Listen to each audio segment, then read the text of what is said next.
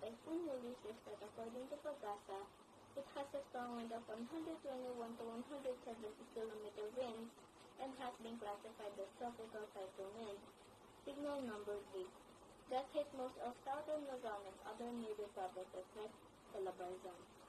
Province of Rizal was one of the most damaged when the cyclone was landfall, specifically in the municipality of Taytay, San Mateo, and Rodriguez.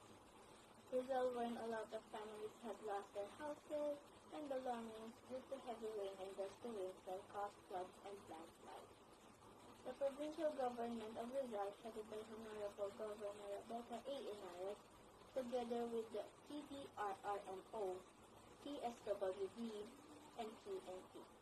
Philippine Army, LGUs, and other NGOs immediately responded to the said case to conduct rescue operation and bring them to a secure place like an evacuation center, and given assistance to the children and old ones that got sick.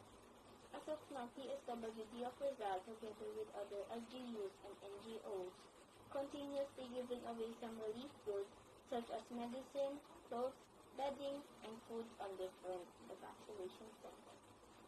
Municipal government of Rizal, with Mayor Jar Sakula, is now under close monitoring of flooded barangays and places in Barangay San Juan, where many residents of that area were staying near floodway area that was as passage of water and connected to Marikina River. With this situation, the affected residents are praying for any kind of donation that you can do. This is Rian Tan, back to studio.